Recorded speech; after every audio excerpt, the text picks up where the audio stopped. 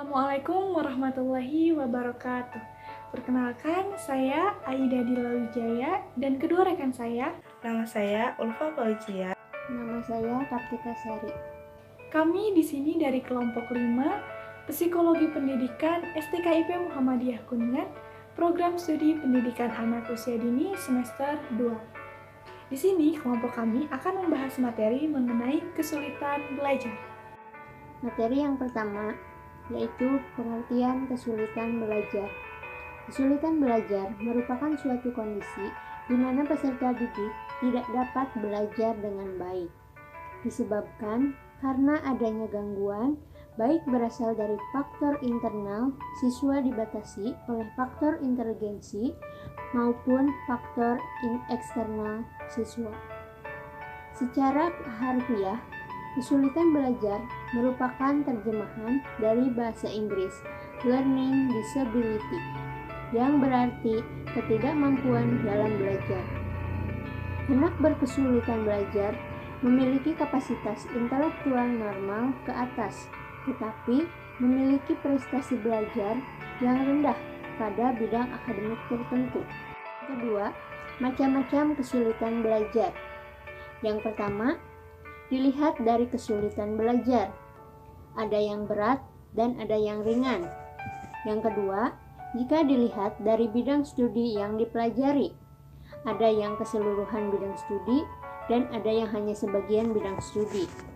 Yang ketiga, dilihat dari sifat kesulitannya.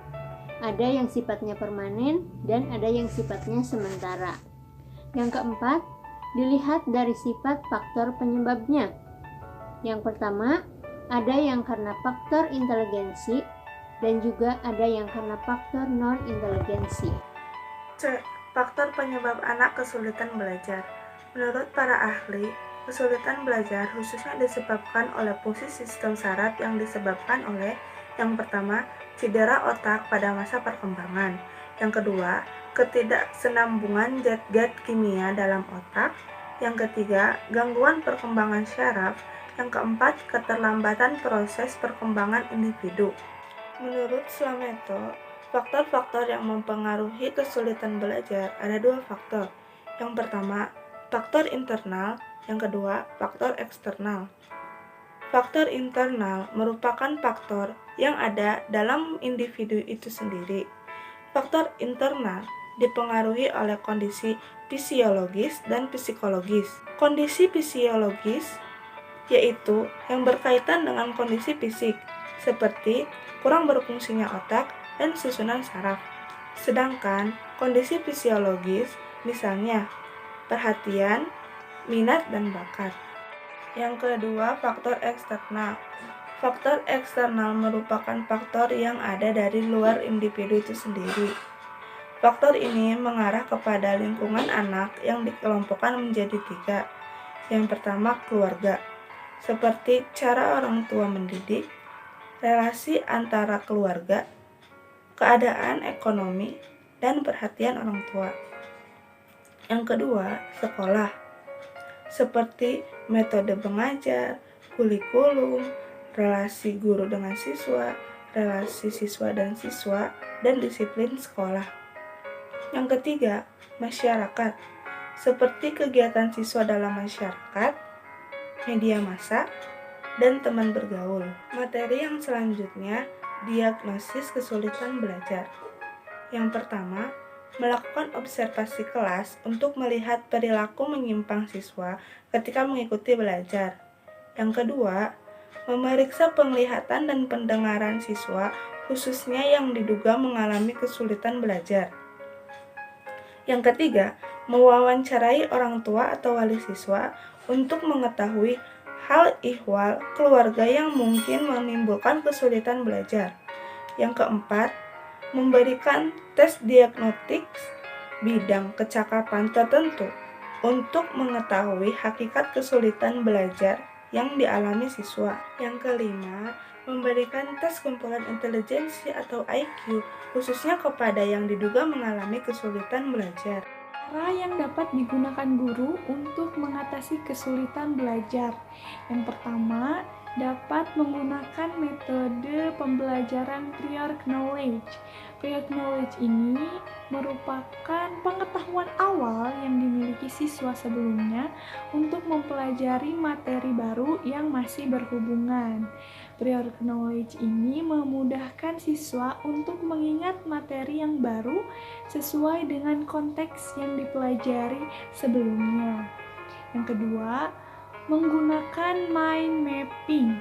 Karena siswa yang mengalami kesulitan belajar itu cenderung tidak memiliki strategi belajar yang baik, maka guru dapat mengajarkan siswa tersebut dengan membuat catatan atau mind map untuk memudahkan dalam proses belajarnya.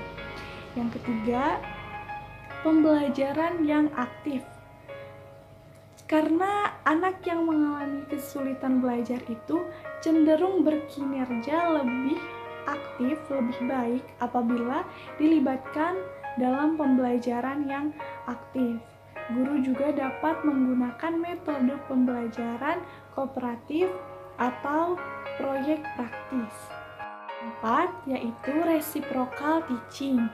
Reciprocal teaching ini meliputi dialog interaktif antara guru dan siswa yang nantinya menimbulkan kedekatan antara keduanya, sehingga nanti siswa itu memiliki rasa motivasi untuk menggali kemampuan dirinya sendiri. Selanjutnya, cara yang dapat dilakukan orang tua untuk mengatasi kesulitan anak belajar, diantaranya yang pertama, menjalin komunikasi yang baik dengan guru di kelas. Jadi nanti orang tua tuh dapat mengetahui di mana letak kemampuan anak dan juga kesulitan anak dalam belajar. Yang kedua, mengulang materi atau pelajaran yang telah diberikan guru di sekolah sebelumnya. Dan yang terakhir, hindari untuk membandingkan anak dengan orang lain seperti teman atau saudaranya. Karena kan kemampuan anak itu berbeda-beda ya, jadi tidak bisa dibandingkan dengan anak atau teman yang lainnya. Baik, sampai pada materi yang terakhir mengenai layanan bimbingan kesulitan belajar. Yang pertama, ada layanan remediasi. Layanan remediasi ini merupakan pengulangan materi yang telah diberikan sebelumnya menggunakan beberapa atau berbagai macam teknik. Layanan ini bertujuan untuk menyembuhkan, mengurangi, bahkan mengatasi kesulitan belajar. Yang kedua, layanan kompensasi. Layanan kompensasi ini dilakukan untuk menciptakan lingkungan belajar yang khusus di dalam lingkungan belajar biasanya. Dan yang terakhir, yang ketiga, yaitu layanan prevensi. Layanan prevensi ini dilakukan sebelum anak mengalami ketunacakapan belajar di sekolah. Nah, layanan ini itu diawali dengan melakukan identifikasi. Sekian yang dapat kelompok kami sampaikan.